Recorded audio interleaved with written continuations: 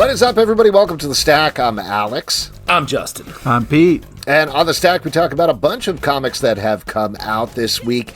And we're going to bring a gun to this first one because we're talking about DC KO Knightfight #1 from DC Comics, written by Joshua Williamson, art by Dan Mora. This is a new mini-series that is spinning out of DC KO and showing what happened. And I'm going to put a spoiler warning for all the books that we're talking about this week, as I do every week. But hey, I want to bring it up for you guys, listeners. Yeah, that's a great point. Why we're talking about that, in case you're like, oh, why does this sound a little different today? Justin has a mustache. It's not your audio or things going on in your life. Oh, his audio is not getting caught in his beard anymore. It's the stash. Or are you trying to say I sound a little different on this podcast?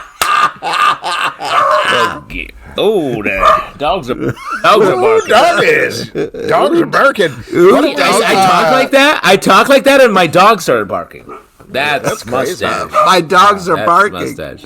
Your feet hurt. Pete's having such a great time with the mustache because he doesn't want to talk about comic books anymore. Oh, come on. Oh, okay, then let's talk about comic books. So Knightfight is a mini-series that spins off of DC KO.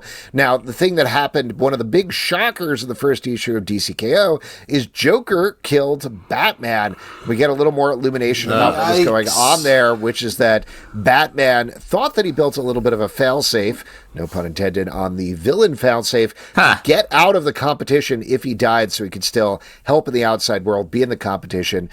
This isn't explicit in the first issue, but they did talk about it on the DC KO panel. This is basically the heart of Apocalypse is like, you don't get to cheat, Batman, and now has thrust him into a situation where he is fighting a series of Robins who have done a better job of being a Batman than him.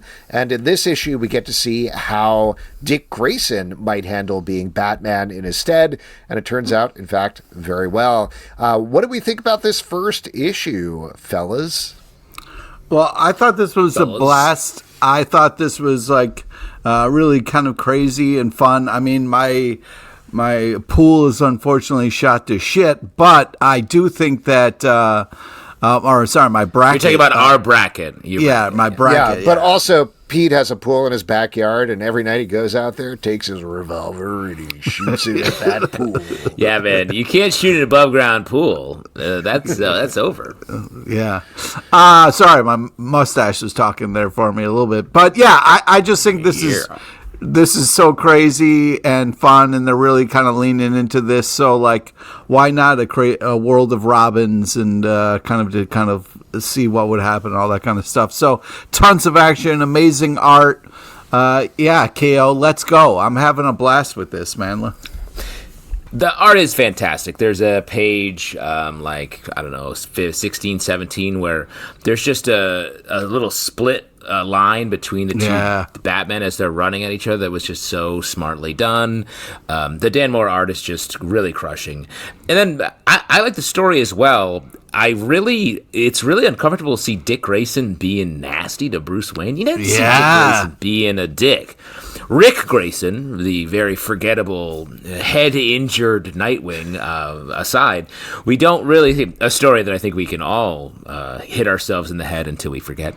You don't really see Dick Grayson being a dick, pun intended, but here it actually works, and his justification why he's a better Batman, because he talks to people. I was like, wow, real therapy level idea for Batman to consider.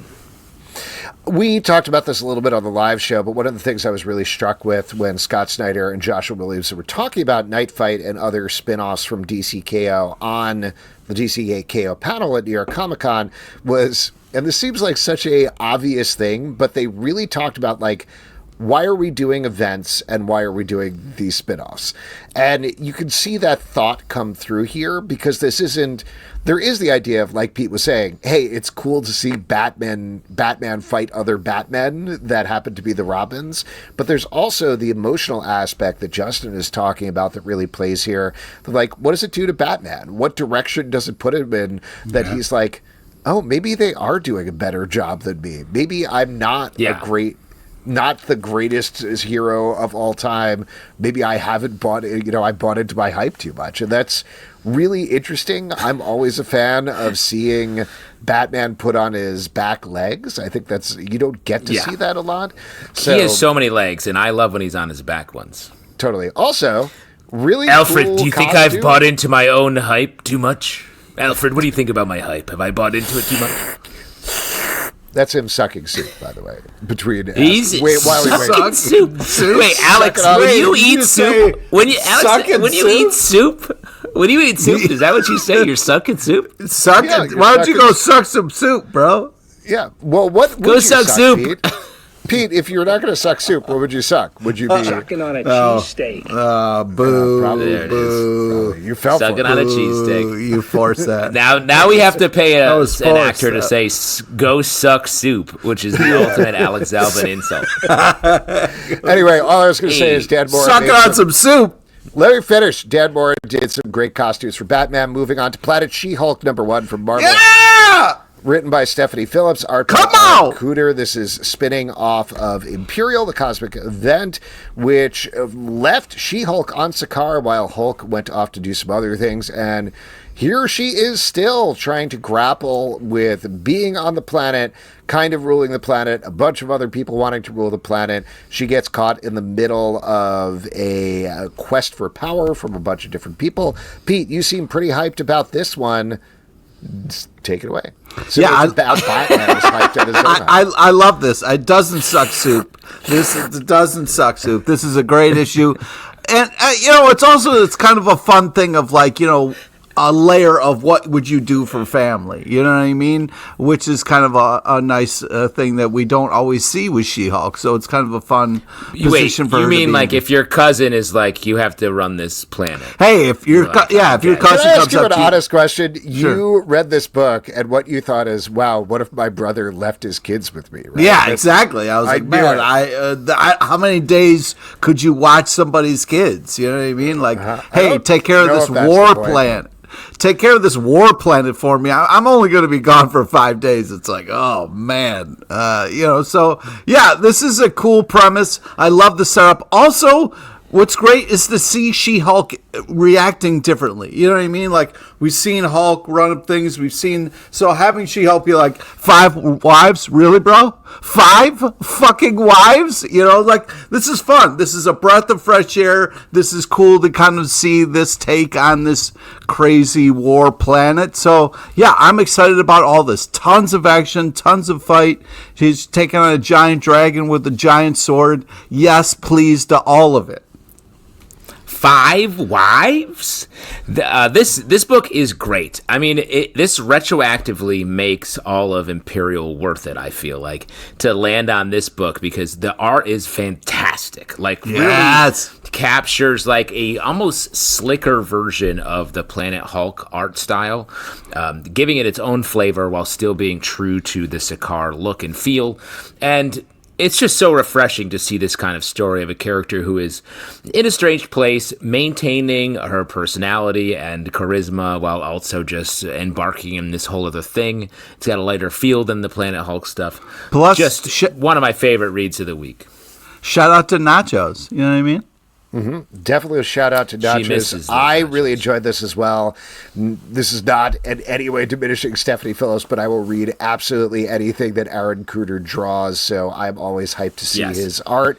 I will say before you move on, Alex. Okay. I'm not going to move on. The one thing that I got a little held up under the book, and I don't think it's bad, but it didn't quite work for me in this issue, was the classic She-Hulk asides.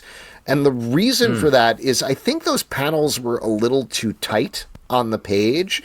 Like, I didn't have a problem with the content of them. I thought they worked, and it's fun to have her... Oh, let me finish. It's fun to have her in this situation still doing the classic She-Hulk, like, comedy asides, commenting on the action. But the way that they were structured on the page, it didn't pace out comedically for me in the way that I think it was meant to. Go ahead, Pete. So you were saying it's too tight? The art is too tight? Come on, man. It can't be too tight. Yes, it can. Well, are you trying to do a too tight bananas joke? Super tight bananas, bro. The art is super tight bananas. The bananas. Yes, it's great. Well, the panel structure is too tight. Pete, you said shout out to Nachos a minute ago, and Nachos just texted me and said, "Get my name out of your mouth." Wow, you, Pete. Wow. I don't know what you did to Nachos, Pete. But come for me, Nachos. Yeah, come for me, Nachos. I got nothing but love for Nachos. G.I. Joe number 13 from Skybound and Image Comics, written by Joshua Williamson, art by Tom Reilly. This is the first of the 5-part Dreadnought War that's going to be bi-weekly. I will mention I chatted with the team behind the book. That's going to be up in the Comic Book Club feed at noon today, or is already up if you're listening to this Stack podcast later on. But in this book, we get to see Duke and Cobra Commander forced to team up on the run, Mad Max style, from the Dreadnoks. Meanwhile, there's some machinations going on back at Cobra headquarters, specifically with Destro taking charge by the end of the issue, with the promise of more wild twists to come. I got to tell you, I think we've generally been enjoying the G.I. Joe series. I know you're over the moon for it, Pete. Joe. I thought this was great. This felt like everything that they've been setting up for the first 12 issues. They hit issue 13. They're like, great, we got all the setup out of the way. Let's go. Yeah, I'm glad you're... Oh, go ahead. I'll go and you can save your yelling enthusiasm for 1 minute from now. But this felt like the first issue that was like, we are moving now. There's no more setup. It's just hitting it hard. It's just very funny to me that the Dreadnoks, these fearsome villains, roll up like the Hair Bear bunch in a bunch of goof cars. And they're like, oh no, the fearful Dreadnoks. And you're like, these guys are like a bunch of Archies and their jalopies showing up with homemade bazookas. So, I don't know. I guess that's strange to me. They're more Jughead than Archie, those Dreadnoks. But they're Chaos agents. Bunch of Jugs? Yeah, but a bunch of Chaos agents is what they are. Yeah, I'm glad you guys are finally getting on board. This is a total blast. I haven't... First off, epic panel when Duke is saving Cobra Commander, and Cobra Commander's like, Duke? What are you doing here? Oh my God, just perfect Cobra Commander voice. Really good, Pete. Thank you so much. It was just such a crazy panel. I laughed out loud. I'm having a blast with this. Yeah, we got the classic, hero handcuffed to the villain. Can they get along? Will they be able to survive? All that kind of high stakes fun. Yeah, and then the battle for the throne. Now that Cobra Commander's out on a mission, just classic G.I. Joe fun here, and excited for the Dreadnought War, man. Really great. It's a blast. Justin, you already talked. Why don't we move on and talk about Harley and Ivy, Life and Crimes, #1 from DC Comics by Erica Henderson. This is telling the definitive origin story of the love story of Harley Quinn and Poison Ivy, which you'd be forgiven from thinking already happened in comics, but it actually never did. Because of a variety of circumstances. It is crazy. Because of a variety of circumstances, people assumed it for a while, and then they just kind of skipped past it, and they were together. If I remember correctly, Jimmy Palmiotti and Amanda Conner, during their Harley Quinn run, weren't allowed to have them kiss, and then later on did have them kiss, and then they were kind of just like a couple, and everybody assumed it. And that actually, I believe, only happened after they became a couple in the second season of the Harley Quinn TV show. Yeah, so they did it first, and then they were allowed to do it in comics. Why? Because of a lot of homophobia in the comic book industry and nervousness from Warner Brothers and DC Comics.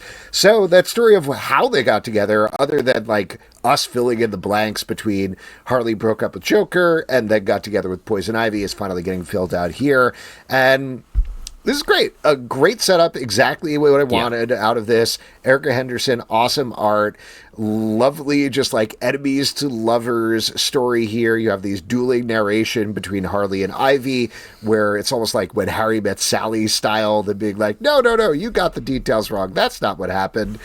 Very fun. We get a terrifying face cut off Joker from that era there. Oh my God. Crazy choice. Yeah. That was, I think, that was accurate. Yeah, that was Scott Snyder had that. Yeah. Anyway, I was very excited. This is the book that I was most hyped for this week, and it absolutely delivered. It was cute. It's fun. Great art. Great times. It's so good, and just from a storytelling perspective, that transition from dating the Joker to dating Poison Ivy is wild. Like when we first met Harley Quinn in the Batman the Animated Series episodes, where she is, and that is the character, the same character, like the Mr. J. We get a big Mr. J shout out here. Yeah. Like that's to this character that now I think is, so much more of a fully formed person. It's just really important to tell this story. So glad it's being told here. Yeah, I agree. This is great. This is a lot of fun. I'm interested in how this is all going to go down. I was also kind of surprised at what we're doing with the Mr. J stuff. I thought maybe that would be all kind of in the past, but really kind of digging into it. So yeah, interested to see how this is all going to go down since we know how it ends up. So this is exciting. Great art. Next up, Alien versus Captain America #1 from Marvel, written by Frank Tieri, art by Stefano Raffaele. This is taking the action back to World War II, where Baron Strucker discovers some xenomorphs and is using them to create an army to let Red Skull conquer the world. Oopsie daisy. In the middle of that comes Captain America, the Howling Commandos. I will say, hold on. Like, I know what you're in for here when you get Frank Tieri writing this. Right. But I was surprised how, restrained he was in this issue. That's my main thing. I'm sure the carnage is coming, but in this issue, it was like, okay, we got to set up the xenomorphs. Yeah. We got to set up who Captain America is, the mythology, and there are some wild moments in this issue. But I thought I don't know, in my head, picking this up, I thought it was going to be like, from the first page, but instead it takes its time as a story. I agree. It's a refreshing change. Oh, go ahead. I feel like Frank Tieri really took the Alien tone and style to heart in the storytelling here. Like, it's bringing us a definitively comic booky story, but the slower pace, the sort of one by one revealing different aspects of the alien xenomorph, life cycle, I guess you could say, while also getting some great Red Skull dust transformation scene coming out of a dude's tooth at the beginning. That was dope. That felt like the Tieri touch. Yeah, that Hashtag creepy Tieri touch.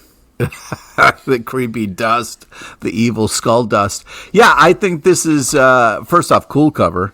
But yeah, this is a great setup. We've seen so many different Alien stories and so many different Captain America stories, but I was impressed, like you, Alex, with the care and the pace that we were taking kind of in the setup of this. So it was a nice surprise, unlike the creepy skull dust. But yeah, I love this, and the art's fantastic.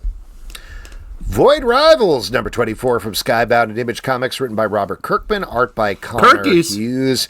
This is the last issue before the big Quintesson War that is going to be kicking off next issue, so lots of setup going on here, but most importantly, great stuff happening with my boy Skuxoid in this issue. Come on, the Skunk saving the day! Oh my god, those pages, I live for those pages. The thing where... So for people who don't know, Skuxoid is this pig rock man, and they've discovered that if you cut him pieces off of him, he grows more of himself. So the prime Skuxoid, the original Skuxoid, is using the Skuxoid we've been following to create more, and he breaks out this issue and is basically like, I'm going to lead this revolution of these pieces that have grown out of me. First, they have the joke of the pieces all being like, my wife, my kids, which very funny. And then following that up with him being like, and we're going to take back and start the revolution. And one of them was Carter's like, what are you talking about? Because he was just bored. Again, very funny joke. So I could honestly care less about the rest of this book. Those 2 pages, delightful. What? Oh my god! Oh my god! I'm glad you have 2 pages. Are you really into what's going on with Hadroid? Yes. Well, yes. Let me say, it's crazy that the part of this comic that made the most sense is what you just described, Alex. Where a pig rock man is cloned from pieces, says my wife, my kids, and then says he's going to fight a revolution, and someone was like, WTF? And you're like, that's awesome. Because the rest of this comic, I agree. I'm like, I don't know I don't know. Everyone who wears different clothes all the time. Handroid's the only character I'm like, I see. I know him. I know when I start talking to the hand. But everyone else, I'm like, I don't know what you're saying, why you're saying it. And there's like a war coming. This comic has the most like negotiation calmly between the two different planets where like, we should get along. I'm like, you're going to fight now, next issue? Why are you fooling us so many times, comic? I think this continues to be a really great comic. I love all the kind of drama and amazing art and panels we get in this issue. The like neon handcuffs that were kind of in that one panel were so cool. And plus we're talking about one of the best letters pages in the business. Talk to the Handroid. This continues to be a tight package, a ton of fun. I might not know what everything that is happening is going on, but I'm still very much enjoying it. And Skuxoid for life, bro. Shouts to this issue or this series for being the one that Pete knows the most about, issue to issue. Absolute Superman number 13 from DC Comics, written by Jason Aaron, art by Rafa Sandoval. Keep it with the war. The battle for Kansas kicks off in this issue as Superman, Lois Lane, and Jimmy Olsen, finally together, are huddled in the remains of Smallville, which is under attack by the Lazarus Corporation, led by Ra's al Ghul and his daughter Talia. Big things going down in this issue. What did you guys think? Pete? Yeah, hold on, wait. Sorry, I have this comic. I feel like is absolute genius, a subtle genius here going on, and it's this issue in particular does it, where like the Superman origin, the deconstruction of the Superman origin that this comic has done is just so smartly paced out. And this issue, we have Superman crash landing in Smallville. Sound familiar? He did it as a baby in the regular continuity. In this, he crash lands in Smallville and becomes Superman. He starts to have people rallying behind him. Lois Lane becomes a reporter in this issue. She's trying to get word out to the rest of the populace.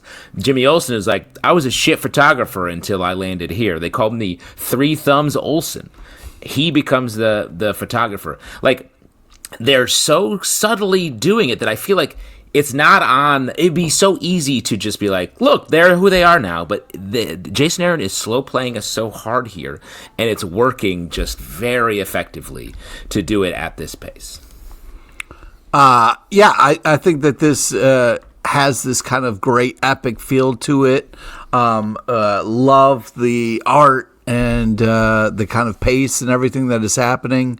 There was just some weird lines that pulled me out a little bit, and also like the cape kind of power was a little boosted up, and I thought kind of insane.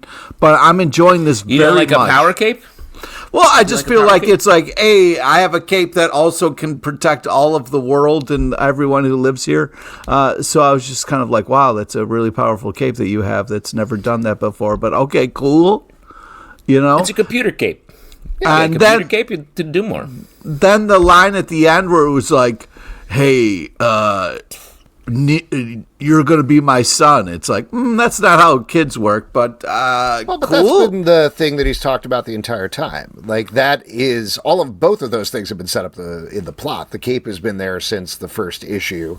Ra's al Ghul has consistently said, I'm going to make you the son of the demon. That is what he has been doing. So all of that has been threaded throughout. That's not new. Still of a weird thing to yell to somebody, you're going to be my son. I yell that at you every time. Weird. I say that all the time. It still feels weird. And then the line like, hey, mailman, write whatever you want, Lois. I was like, oh, what's that kind of tone? You know what I mean? He's like, just write whatever you want, Lois. I don't give a shit. I was like, damn.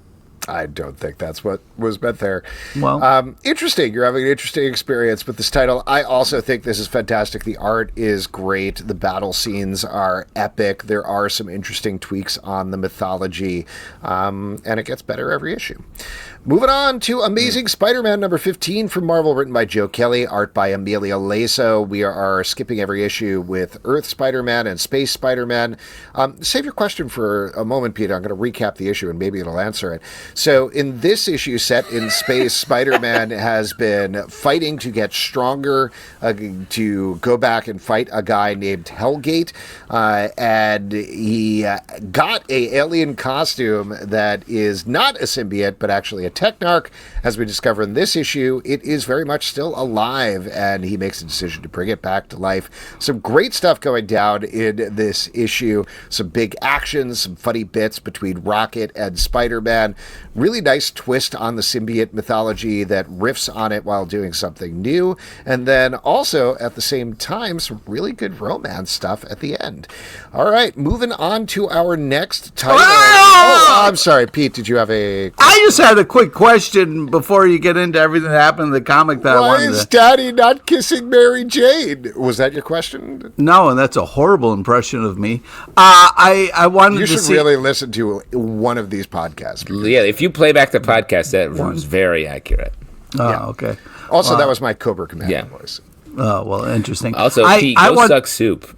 I want to ask Alex a question before we kind of got into what happens in the comic book. I saw this cover and I got excited for you, Alex, and I wondered if you got excited because you were like, oh, maybe that's Cypher. It kind of looks like a little bit of a Cypher symbiote kind of thing coming out of Spider-Man a little bit. I was wondering, before you read this, did you have any of that going on? Oh, yeah, I freaked out. I freaked out. You know, they put up these covers 3 months ago because that's how solicits work. Right. And whenever you don't see me, I am screaming at the top of my head because the very idea of seeing Cypher is something that makes me melt down. I've been vomiting, sneezing, shitting, pissing, just there's a lot of ings. Soaking. There's a lot of ings. All the holes, man. All the holes. Just constantly. Do you want me to keep talking Alex is about in this? I appreciate it. I was there when you were brought into your inpatient facility for treatment for this Cypher incident. Mm-hmm. It was a full open hole incident. If you want to read the report, Pete, I'll send it your way. Yeah. Oh, thanks.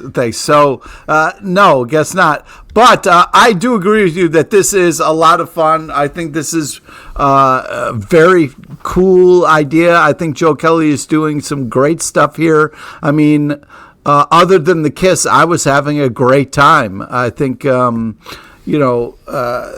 is a ton of action, very cool stuff. The romance stuff was great. You do like the kiss? I did not like the kiss, but everything else I thought was cool. Why? Why you don't like him kissing someone who's having a nice time? Yeah, exactly. I think that... you think Spider-Man should be miserable? Well, no, I have my ships, and I root for them. Well, my ship always has been Spider-Man and whoever that is. Cypher. Yeah. Yeah, I've always been in for Space Shay, who he's with now. Yep. The perfect team up. What is a relationship but just a great 3 or 4 issue team up, you know? Oh, man, wow. What'd you think, Justin? I love this. I love the jumping back and forth between Earth and space. I like that Peter Parker is feeling guilty about missing out on his friends and family on Earth, especially Shay probably, since he may or may not be dating her. But he also is he's avoiding going back to have to confront Hellgate. We get to see that teased up a little bit here, but I think this Technarch Spidey is going to be the person that has to face down Hellgate, and I think that's cool. Cypher Spidey. And I think he should kiss anyone he wants. Yes. Oh, that's nice. Yeah. Why don't we move on and talk about Archie versus Minor Threats, number 3 from Dark Horse Comics and Archie Comics, written by Patton Oswalt, Jordan Bloom, and Timmy Heeg, art by Scott Koblish.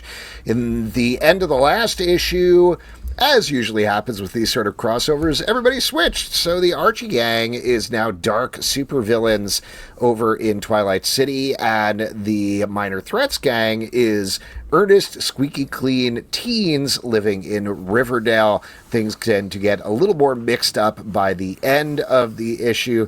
But man, I love this crossover. I know I shout it out every issue, but Scott Koblish effortlessly switching styles between the two looks of the two different worlds is very cool. And I love some of the mashups here. The characters they come up with. Oh my God. You're going to hate this, Pete, because you're like, whoa, stop talking badly about history. I think the villains and hero characters they came up with for the Archie characters in this book are better than the Red Circle superheroes that they've come up with. Oh, wow. Like, I like them better. I thought these were great. And the punctuation with Jughead. I laughed out loud with the Jughead Dr. Fantastic. Manhattan. It was just hysterical. The eye hunger, the whole thing. Also, shout out to our barfly guy turning into Bughead. That was a pretty funny joke as well. So, very funny. Good. Bughead! Good emotion here. Great danger. Another banger for this series. Bughead all Pete, was day. that enough for you? Day. Was that enough for seeing Bughead represented here? As It was. It was. Just saying it makes me excited and feel joy. This was such a great... How many holes did you release from? Yeah, I'm not going to talk about that. You were so excited. Which holes? I agree with Alex, though, that this was a great mashup and such a blast and just such a great use of characters and just amazing writing and amazing art. It's impressive. Yeah, also really enjoying this. I'll comment on the art. The switching back and forth between sort of a more like gothic horror-y style and the straight up Archie universe style of art is really cool, really difficult, I imagine, to put together. There's a panel where one of the characters, the monster character, is sort of in a darker, more horror look, watching Archie-looking characters through a diner window. That was like, oh man, that's so really reflecting the story through the art in a way that is so excellent comic booky stuff. So really, really great. Batman #3 from DC Comics, written by Matt Fraction, art by Jorge Jimenez. A bunch of stuff going on in this issue. First and foremost, Vandal Savage is tightening the noose around Batman and Robin, trying to frame them for murder. And at the same time, Riddler has popped up and is back to his old tricks, kind of. But it leads to another Gotham scientist trying to do something with Gotham villains and it going terribly wrong. I'm curious to hear from you guys because I feel like you've been a little iffy on this new series so far. I think I've been the most positive, but maybe I'm remembering that wrong. How did you feel about this issue? I think Pete's been down on it. I've been pretty up on it. But it's interesting. There's something happening here that it must be intentional. We have like Batman saying things like, sorry. No, that's another comic. I think the art is really working here. I really like the portrayal of the Riddler here as like sort of at the mercy of riddles. He can't help himself. I thought was really well done. I love the stealth suit here.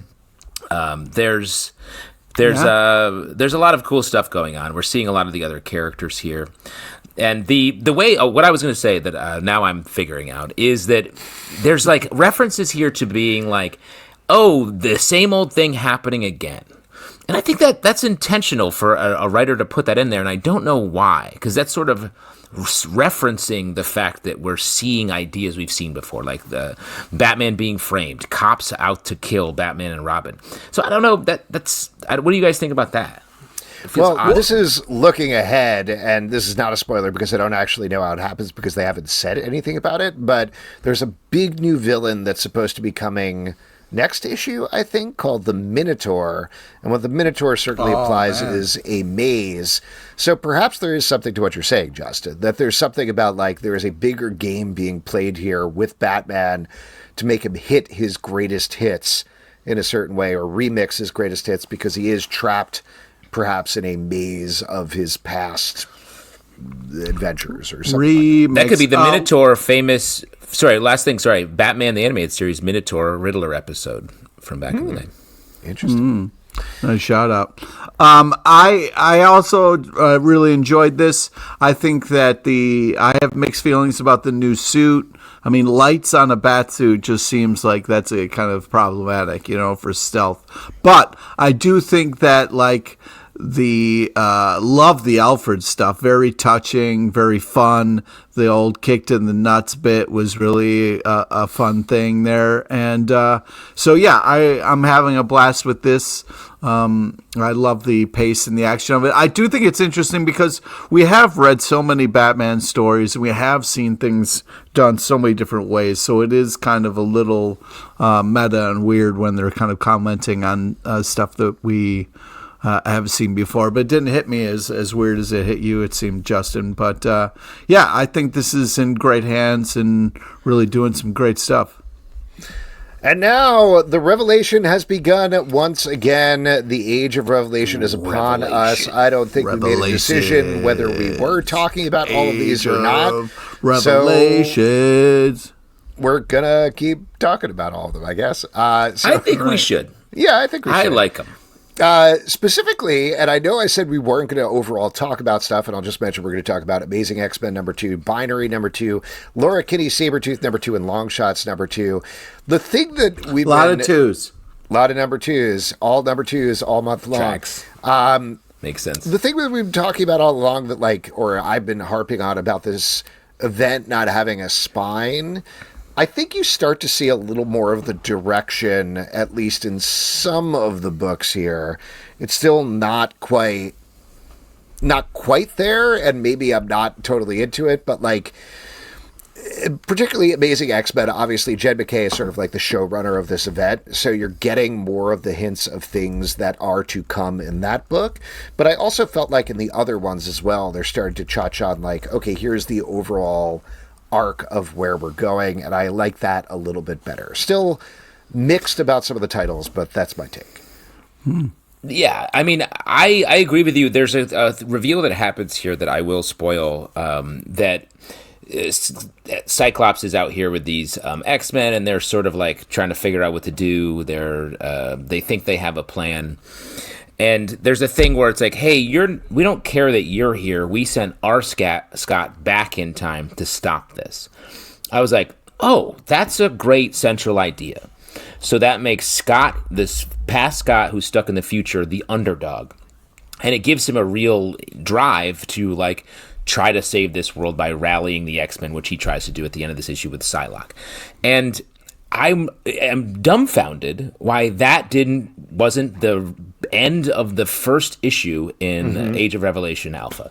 That should have been the point of this, and then we could be yes, this is a Cyclops story. He's going to rebuild the shattered X-Men, and they are going to fight Revelation. And instead, we've sort of wandered around a bit for this first, few months of this, when I think we could have just done this, and it's exciting. It's good. By the way, if you're only listening to the podcast and not watching, I believe Pete is passing a kidney stone right now. Is that what's going on? What? Yeah. Who says yes, a Cyclops story? Are you out of your fucking mind? I like Cyclops. I also like Cyclops. Oh, puke. Anyways, yeah, this issue... that's a hole. That's Pete coming out a hole. That's one. These twos, this run here this week is not as impressive as I would have liked it to have been, but there is some highs and lows. For me, this issue, Amazing X-Men #2 here, works really hard to be hey, Scott's actually, guys, if you think about it, he's kind of maybe a good leader, right? And it's no, don't fucking try that shit with me. I've been reading X-Men comics for way too long for you to try to sneak in an issue that shows that Cyclops is a good leader. You can go fuck yourself with that premise. I did love Evil Juggernaut. I thought that this is a fun Juggernaut take. Grey Beast still sucks ass. But other than that, interesting art. Cool kind of use of the kind of devil Ileana for this issue. Yeah, not all of the dialogue. I love the fight that they have. I like the fight that they had, which was based on telling each other a truth. There was a little bit of a logical problem there in terms of this Cyclops doesn't know this Ileana, and it's 10 years later, and I was I don't know if they actually know anything about each other to hurt each other with truths, but As is, I thought it was an interesting idea. Like I said before, I liked knowing that plot point of, oh, here's what's actually really going on with this event 2 months in. Cool. Like you were saying, Justin, now we can get going. And yeah, there you go. Why don't we move on and talk about Binary, number 2, written by Stephanie Phillips, art by Giada Belviso. This issue, we do indeed get to see Carol Danvers find out how she became imbued with the Phoenix Force, kind of what happened to Jean Grey. Specifically, she was protecting the Earth from the rest of the cosmos from the X virus getting out. And we get a reveal of our redhead at the end. And I gotta say, we pointed out the end of the last issue was confusing because they revealed a redhead, and we were like, which redhead? There are several redheads in the Marvel Universe, and it could be many of them. Yeah. You need to say who it is. I'm sorry. At this issue, they reveal it, and it's clearly Madeline Pryor, but Carol's definitely like, Madeline Pryor. Jean?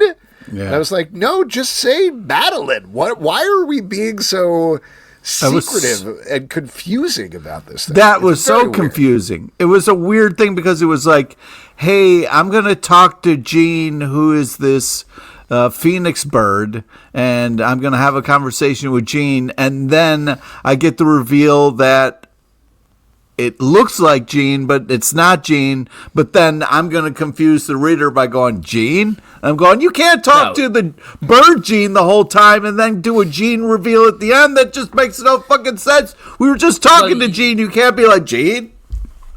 Guys, you got to read a little further here because it was clearly a cut-off line of dialogue. The line was, Jean, or the clone of Jean, who married Scott and birthed Nathan Summers, and the character that later becomes Strife, and then was later killed, and then Jean was found underneath the ocean and was later given the Phoenix Force after Madeline, who became the Dark Phoenix, and then was killed because she was evil, allowing Jean to come back and still be the same hero that she was in the past and to be married to Scott again, even though there was a weird relationship because of the whole fathering parenting his son that wasn't theirs. It was sent into the future to then come back in time and become Cable, even though he's much older than his dad and his mom, but is now the character known as Jean.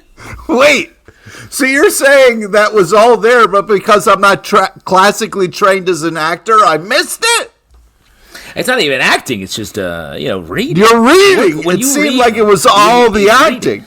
Did you? You're out here sucking soup, and I'm here reading. Last year, they had an ad for X-ray glasses. Did you get the X-ray glasses, Pete, so you could properly read this issue? Or did you order the sea monkeys like we explicitly told you not to? I'm a sucker for sea monkeys. Yeah. I know. Pete just wants to kick sand, suck it on those sea monkeys. Pete wants to kick sand into his bully's face at the beach. Here's the thing, just to be like a little positive about this book, I like the idea of Carol Danvers trying to hold the last human city and the humans in a very like COVID vaccine denial metaphor way, being like, we're fine. What are you talking about? This is fine. That's a really interesting idea at the center there. I think it gets mucked up a little bit with all the Phoenix stuff with Jean Grey, and that's what's not working for all of us is I think what we're getting here. But that center there, that very human idea, I do think is interesting. I wish they'd explore it more, but at this point we only have one more issue, so I guess we'll see. Next up, we got Laura Kinney, Sabretooth, number 2, written by Erica Schultz, art by Valentina Pinti. Laura Kinney, who is now called Sabretooth, is on the side of Revelation, but is feeling very conflicted because Gabby and, what is he called now? Aki? Are trying to get her son off-world through a gate created by Sage. Their eventual goal is Mars, and this also gets towards the bigger piece. We've been slowly seeding throughout these series that Apocalypse is not that pleased with what Revelation is doing, so I think I liked that aspect of the issue, seeing that, like, okay, we are building up to this conflict, presumably, between Apocalypse and Revelation that's going to go down.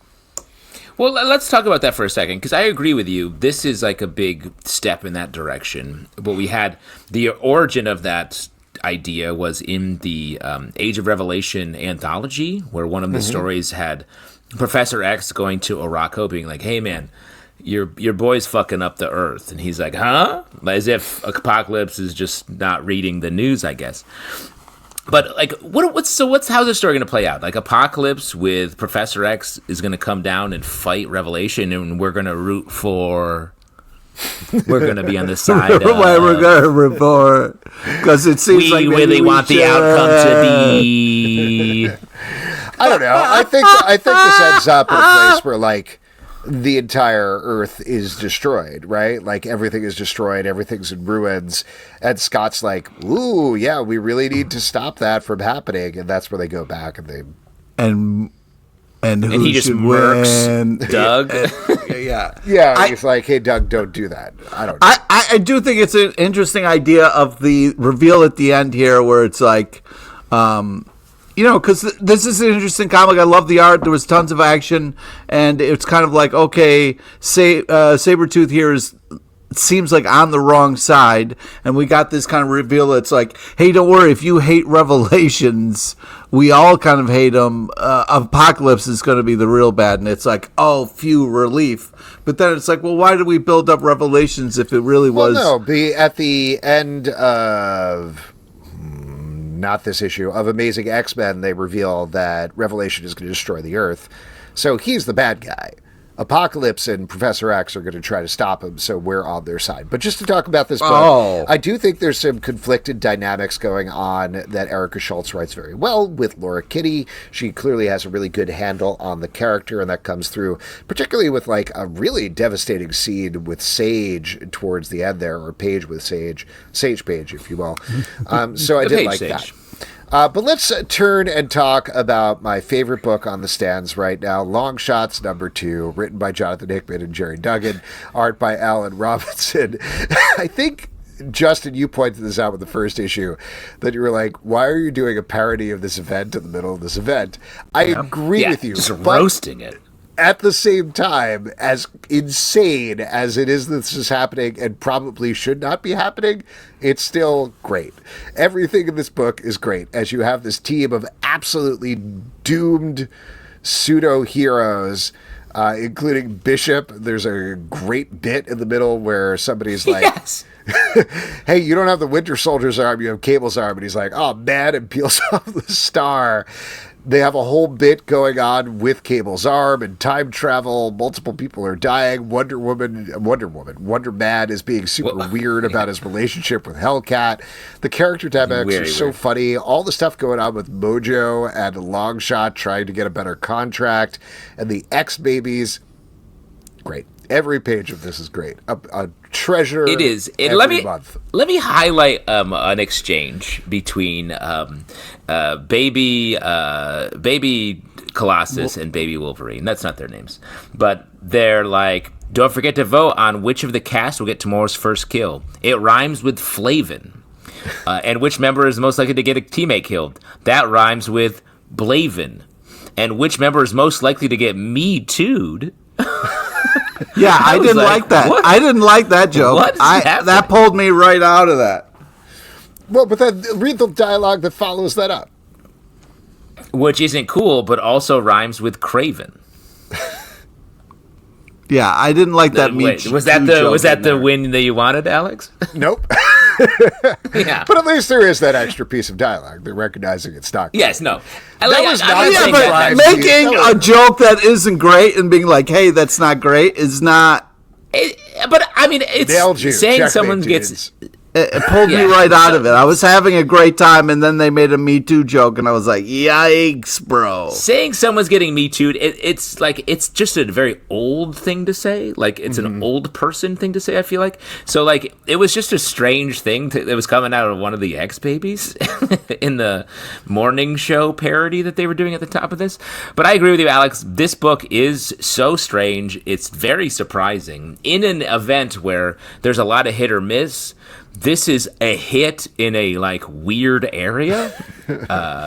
So, it's like hitting the foul pole in the World Series and being like, pretty good. Yeah, I was having a blast. Baseball guys? Yeah. I was having Game 7 was crazy. I was having a blast, but then that one joke kind of pulled me out. But yeah, this is crazy fun and kind of insane to be pulling off in the middle of all this. Next up, we are moving on from the Age of Revelation to talk about Space Scouts, #1 from Dark Horse Comics, written by Matt Kindt, art by David Rubin. This is an entirely new series that is about a contest between 1,000 contestants to see who gets to be a member of Space Scouts, basically like an Avengers in space or Guardians of the Galaxy, but like real primo type thing. We're following one character who isn't even sure she wants to do it, but gets sucked into the competition anyway. There's some twists, there's some turns throughout. As usual, Matt Kindt just has a expert handle on structure, on character, everything that's going on. Pete, you were pumping and cheering, so why don't you start on this one? Yeah, this is such a blast. The art does such a great job of creating such an interesting world and sucks you right into this magic and this kind of like unique character that we're following along here. It really kind of reminded me of the what was it, the Mockingbird series, or what was the what am I trying to think of there? What's her name? Hunger Games? Hunger Games. Thank you so Yes. much. Yeah. But yeah, I'm hooked after this first issue. I just think they did such a great job of setting all of this up, which is hard to kind of do and still make it interesting. So yeah, really impressive art, really impressive storytelling. So excited to kind of get into the rest of what's going to happen here. Absolute blast of a first issue. Yeah, this is a premise we've seen a couple times before in the last few years, but really well done. Matt Kindt has just a great flair for making his stories unique in whatever genre they are in.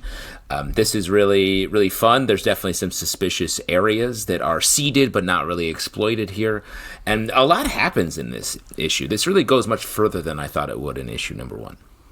Yeah. Next up, Absolute Green Lantern, #8 from DC Comics, written by Al Ewing, art by Janoy Lindsay. This is a kickoff of a new arc, and specifically, we are taking a look at the past and history of Sojourner Mullen. Yes, Joe. Kind of Green Lantern here, sort of Green Lantern, and her past. I thought this was the best issue of this book so far. Oh, yeah. This was my favorite issue of the week. Really? Justin, favorite read of the talk week. about it. I thought this was great. Like, Al Ewing just really, in a series that has been sort of a little bit like coy with information, sort of purposefully like sort of being a little bit weird as it's building out the mythology, we just get a banger breakdown of Joe's life in the Absolute universe. And it's super interesting. It's the Ring takes on so much more meaning and power in this comic. Which is great, as we see on this cover, which is... Sick cover, bro. It's a cool cover. It's ill. It's positively ill. This cover needs to be treated with several very dense bananas. You be illin'. But I just thought this was fantastic. It makes for... I like the use of different characters from the normal, the regular DC universe that we get to see in the Absolute versions of. Renee Montoya, very cool. It was very cool. Yeah. I agree with all that. This is just such an impressive, artistically created comic, just solid story. I really continue to enjoy this. More Joe as Green Lantern, please. Just having a blast. Love the kind of cameos and stuff that we got here. Guy Gardner was hilarious in the background. Yeah. Next up, The Avengers, #32 from Marvel, written by Jed MacKay, art by Fareed Karami. Kang has been revealed as the big villain here. They are on Battleworld from Secret Wars and fighting back against him and his army of zombies. And it's not going great for the Avengers. They're giving it all they got, but don't worry. There's a big city with a bigger heart on its way to save them. Justin, Jed MacKay's your boy. Yeah, JT says, what you got to say there, Stash Man? I mean, the fact that we are able to make reference to the Ashen Combine, and how they really set up and introduced us to the city. The Black Order, another great adjective and noun. And then now, of course, we have the introduction of the Twilight Court. Another group of people who are vaguely similar to the Avengers, but slightly different in certainly unique and unbelievable ways. It's not that I don't like what's happening. I sort of like the story. It's just crazy to me that so much of Jed McKay's work in the Avengers world has been to create different adjective noun combinations of superhero teams. It's like he's getting paid by the character at this point. Well, it'd be interesting if he was, but I think this is huge. There's a lot going down in this issue that they're kind of the hard thing for me was the kind of last panel reveal where I was like, oh shit, I don't know who this is. I got to look this up. So I had to check my nerd card, So that was a tough moment, but a lot going down, tons of action. Love the pace and the art. Death Dog, #1 from Ahoy Comics, written by Bryce Ingman, art by Alan Robinson. This is it takes place in a future where dogs have died out. They created a bunch of robot dogs, and eventually the robot dogs have been repurposed into very extreme police dogs, except for one who... Potato. There's a little mystery there, but yes, there is a very sweet robot dog, the last one around, who has been recommissioned, and maybe the scientists play something so that his consciousness can come back in this new Death Dog form. He befriends a kid felon who maybe also has a heart of gold. I thought this was great. Just a perfect Ahoy Comics book. It's satirical, it's funny, but there's also a real heart to it. Like, the scene at the beginning with the scientists I thought was so sweet and nice. And then everything throughout with the dog saying potato, with the kid who he befriends. Just great stuff. Yeah, I agree. This is a blast. Use of potato is fun and adorable. Yeah, I like the art style, the kind of cartoonish softness of the art kind of softens a little bit of the madness for this world, which works well. And at the end of the day, you got an adorable kid and dog story. So, I mean, come on, that's tugging at your heartstrings, even though this dog will rip people's hands off like you can't fucking believe. A lot of hands popping off. Hand ripping. Curious to see where the story goes from here. The idea of like far too aggressive policing, sort of thoughtless punishment, I feel like are really interesting. I'm curious how that's going to advance in the next issue, because they certainly put it on the table in this issue. Next up, JSA #13 from DC Comics, written by Jeff Lemire, art by Gavin Guidry. We're jumping back in time for a year one arc showing us the origins of the Justice Society. Now, we talked to Gavin Guidry about a little less than a year ago at this point, where he was talking about doing a couple of fill-ins here and there on JSA with some year one stuff.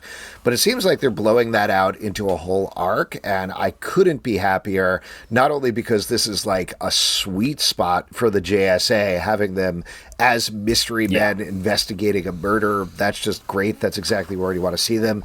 But man, Gavin Guidry's art on this is so good. Like, it's not a one-to-one by any means, but I definitely got like very pleasant, less cartoony Darwin Cook vibes off of the way that he lays out these pages.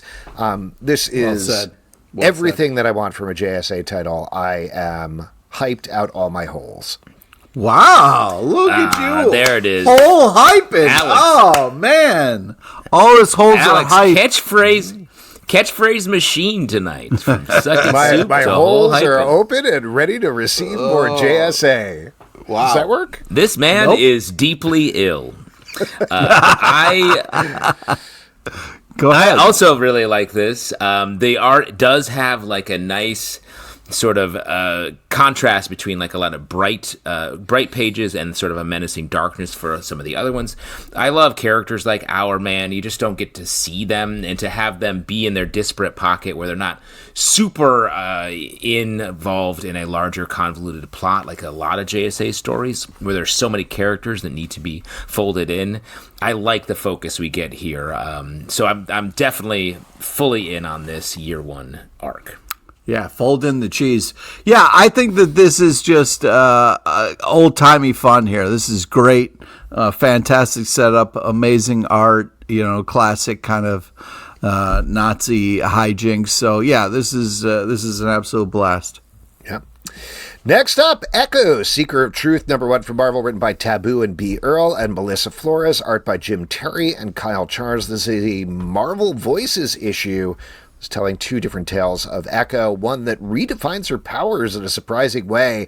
I had been sort of glibly saying, like, oh, they're just going to bring her in line with the way that she was on the TV show. Not at all. They go in a different direction with How dare you? In the first story, and then the backup story is an otherwise unrelated one that is teeing up a arc in, I want to say it's the Marvel Voices digital comic that comes out through Marvel Unlimited. What do you guys think about this? This was cool. Yeah, it was a great kind of visual representation of her powers, with the letters kind of bouncing off people's faces and stuff. So unique, cool. Yeah, I love the kind of action and the, taking down Mr. Purple. So the Purple Man or, whatever you want to call him there, Purple Sorcerer X, he's a douche and deserves what he got. So great. I thought this was solid. I really love the character of Echo in the comics, especially. I thought this issue did a great job of sort of referencing all of the stories that are sometimes disparate stories that have come from the original Daredevil arc, which are so beautifully done, to like the Ronin stuff, and then some later stuff where there's one point where she's like, I forget what it was like. She was like, I briefly had a TV show, and that was pretty cool.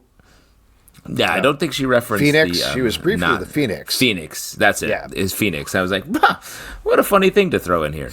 I also got to shout out the Purple Man's commitment to wearing a purple suit everywhere he goes. Mm-hmm. He's in a hippie cult commune, and he steps out and he's wearing like a square-ass tie and white shirt. Was funny to me. And this was a nice issue. Assorted Crisis Events, #6 from Image Comics, written by Dennis Camp, art by Eric Zawadzki. If you don't know yet, this title deals with different forms of temporal displacement. And here we're getting a very lightly sci-fi riff on dementia as a wife tries to hold it together as her husband jumps forward and backwards and sometimes sideways in time. He is unstuck, but sometimes he's a little kid. Sometimes he's an adult. Sometimes, very briefly, he's her husband. And it's just something that she is dealing with less and less as it goes. Another, I thought, fantastic issue of this book that really got me choked up by the end there. Oh, yeah. Holy Beautiful. Shit. This was upsetting. A very upsetting issue. But great. The way that this comic, each issue, is able to get me in the same place emotionally from very different characters and very different, but sci-fi, from a sci-fi point of view, very related stories. It is amazing. It's like if Ice Cream Man was very focused on a particular aspect of a horror trope or something. Like it's really hard to do, and it keeps doing it every time. Highly recommend this comic. Yeah, this is artistically so beautiful, very moving. The representation of life and the struggles and ups and downs it's really impressive. The one where it was just like this kind of like maze and just the panels on here, the coloring, the tone of it, just gets you in the feels. It's really impressive comics right here. Birds of Prey, #27 from DC Comics, written by Kelly Thompson, art by Sami Basri. This title is almost over at this point. We're one more issue. One more issue. As the birds are fighting against the enemies. That's how Pete cries. Pretty much since the beginning, all of his holes are open. Finally. Oh, boy. Great art, as usual. Fun story. I am going to miss Barda and Small Bat teaming up, personally. Yes.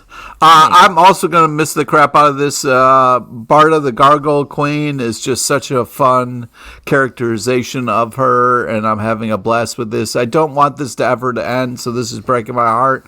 Amazing art, amazing writing.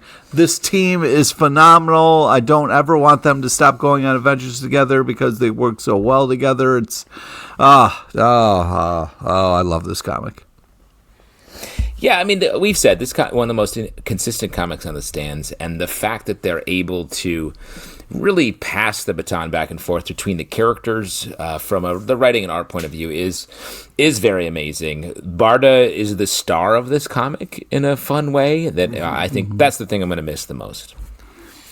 All right, next up is Minor Arcana, number 11 from Boom Studios by Jeff Lemire. In this issue, our main character is getting further sucked into a conspiracy that spirals around her. Not soup sucking. No, not soup sucking, but conspiracy sucking.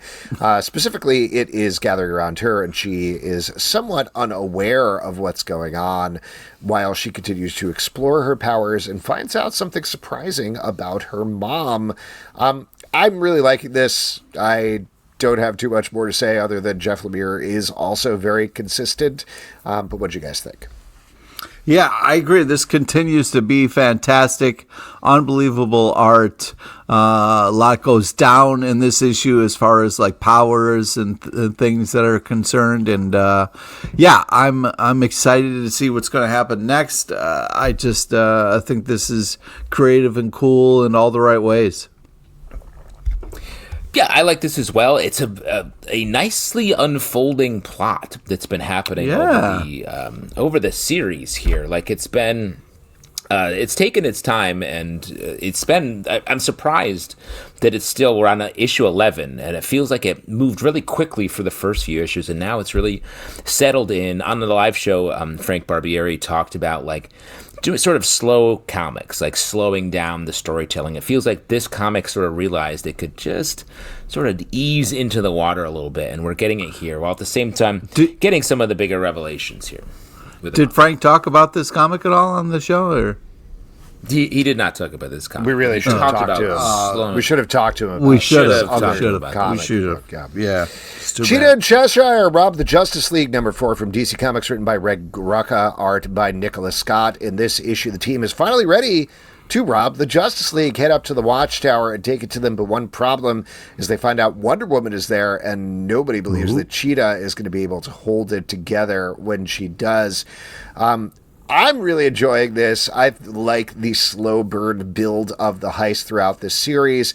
And in particular, I love Nicola Scott's Wonder Woman. She draws an amazing Wonder Woman, I think. So it's nice to see that again in this issue.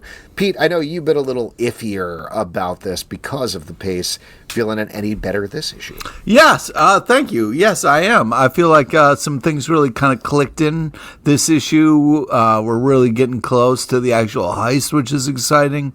They're doing such a good job of building towards this. Yeah, it's actually happening. I agree. The art is fantastic. The facial stuff is fantastic. It's great to be able to kind of read people in the art. So, yeah, just super impressed with this issue. I thought it did a great job of kind of clicking things in. So I can't wait to see what goes down next. Agree. I've been enjoying this. The thing that stood out to me most in this issue was this comic has no business referencing so many other DC characters and the continuity going on with all of them. Like we get a Flex Mentalo shout out here. We get so many like Watchtower folks just hanging out. And the story could just be like, yeah, there's Red Tornado over there, and then move on. But instead, they really go to give us a 360 look at this heist, which is just like maybe Greg Rucka studying the way that like Ocean's 11, like you really see the whole playing field before you get into the heist. And I think that's what we did, and that's what we're getting into at the end of this issue and into next. Gotham Academy, first year, number 2 from DC Comics, written by Brendan Fletcher, art by Marco Ferrari. In this issue, we're finding out more about the student life at Gotham Academy. We're getting a little bit of romance, headed home to meet the parents, and meanwhile, Scarecrow is making some moves over in the old Arkham Asylum, which is a real bummer for our main character's mom. I think we were all pretty positive about the first issue of this. How do you think it held up in issue number 2? I think it did hold up pretty well. I really love this art style. I think this is an interesting story. I'm really getting kind of sucked in here in such a great way. Not sucking soup, but sucked into the story. Soup sucking. Fun interaction with Scarecrow. I like the main character. This is very cool. I'm into this now. More, please. Continues on in a nice way. This feels like it's going to be a great trade as well. Last but not least, Poison Ivy, number 38 from DC Comics, written by G. Willow-Wilson, art by Marcio Takara. Big things going down in this issue as Ivy has found out that Janet from HR is working against her. So they go to confront the being who is responsible for it, leading to some big changes for the cosmology of the DC universe. I don't know what you call it, but like the green and the gray and the whole war there. There's a lot of mythology. The thing, this is not a huge revelation, but the thing that really struck me with this issue in particular is this feels like the successor to Swamp Thing, like very specifically. Yeah. Like, obviously we're dealing with some of those characters, but I think in terms of the careful pace that G. Willow-Wilson has put out there, the look at the overarching mythology of the DCU and the way this works, while still keeping it very intimate and focused on these two characters, Ivy and Janet. Janet from HR. Great way. Yeah. I agree with you. Like the wide scope and then the narrow focus on their character relationship is so well done here. I love all the big mythology moves, but even more so, the Janet Ivy relationship is so unique. Like it's built as a romance, but we know that. And there is some chemistry between them, but we also know that Poison Ivy is with Harley. So, like, it's a constantly complicated romantic situation, and it makes you lean in so hard. Even in this issue, as Janet's dying, Ivy may kill her, but also is trying to save her and loves her. Janet loves Ivy. Like, it's a perfect just You love a triangle. You love a love triangle, dude. That's your favorite. It's even beyond triangle. Yeah. It is. It is beyond triangle. I agree. This is a blast. I'm so glad what went down. And since we're not spoiling it, I won't be the one to spoil it. But what goes down with Janet from HR, I was excited about. I was nervous the whole time. She doesn't look well, Pete. She doesn't look well. Yeah. Well, yeah, but you know, I still thought whatever. I'm trying not to spoil it here. How do you connect with her? How do you connect with her as in HR? Yeah, this is far from HR, dude. You know what I mean? This is like... Well, how often... I mean, you work in HR, so, like, how often do you talk to Bog Venus? A lot. You talk to... In HR, you're constantly talking to people. You got to get the information, you know. Bog, I can't do it. Yeah. Let's try again next Pete, quarter. I have Bog on line 2 for you. I got to loop back on that with Bog. But yeah, I think this was a solid kind of wrap up here, and they've done such an amazing journey with this comic and this run. So I've been loving it. The art is phenomenal. It's creepy. It's beautiful. It's all the things. And that is it for the stack. If you'd like to support this podcast and all the podcasts we do, as well as get ad-free versions of them, patreon.com/Comic Book Club. Also, we do a live show every Tuesday night at 7 p.m. to YouTube. Come hang out. Sure do. We'd love to chat with you about comic books. Apple, Spotify, Android, or the app of your choice to subscribe, listen, and follow the show. ComicBookClubLive.com for this podcast and many more. Until next time, we'll see you at the Comic Book Club. Just open up your soup hole. It's time to suck. We got stuff coming down the pipeline.